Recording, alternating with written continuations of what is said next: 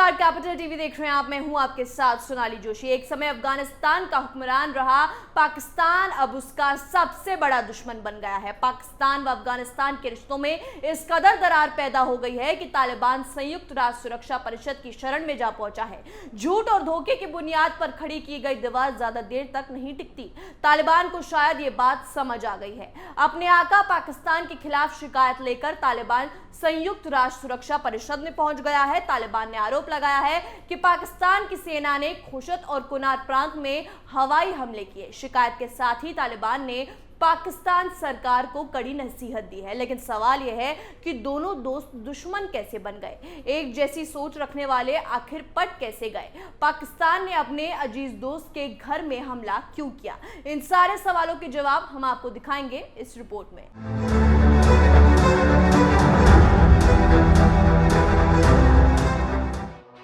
दरअसल पिछले कुछ दिनों से पाकिस्तान और तालिबान की सीमा से लगातार छिटपुट झड़पों की खबर आ रही थी, लेकिन पाकिस्तान ने तालिबान के दो प्रांतों में हवाई हमले कर इसे चिंगारी को भड़का दिया। इसी वजह से आज नौबत यहां तक आ पहुंची है कि तालिबान संयुक्त राष्ट्र सुरक्षा परिषद में पाकिस्तान की शिकायत लेकर पहुंच गया है। 2 साल पहले तक तालिबान पाकिस्तान के इशारे पर नाचता था। अफगानिस्तान की सत्ता पर काबिज होने के बाद पाकिस्तान ने ही उसकी उंगली पकड़कर विश्व बिरादरी से जोड़ने का प्रयास किया था, लेकिन अब दोनों देशों के बीच खटास बढ़ती जा रही है। पाकिस्तान ने सोचा था कि वो तालिबान सरकार का बाप बन गया है, लेकिन तालिबान सरकार ने उसके नापाक मंसूबों पर पानी फेर दिया।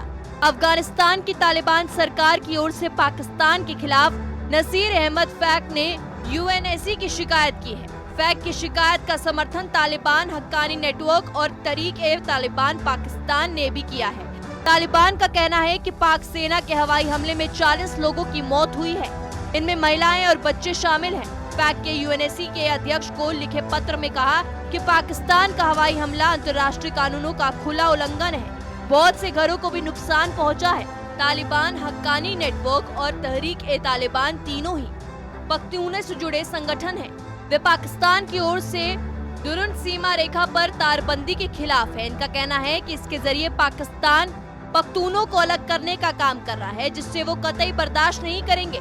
पाकिस्तान के खैबर पख्तूनख्वा प्रांत की बड़ी आबादी पख्तूनों की है। अफगानिस्तान भी पख्तून बहुल देश है।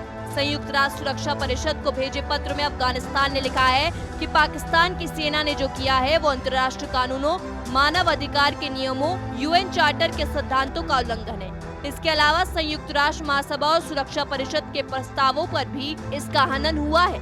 अफगानिस्तान की तालिबान सरकार ने सुरक्षा परिषद के जरिए पाक सरकार को चेताया है कि ऐसे हमलों से दोनों देशों के रिश्ते पर आंच आएगी।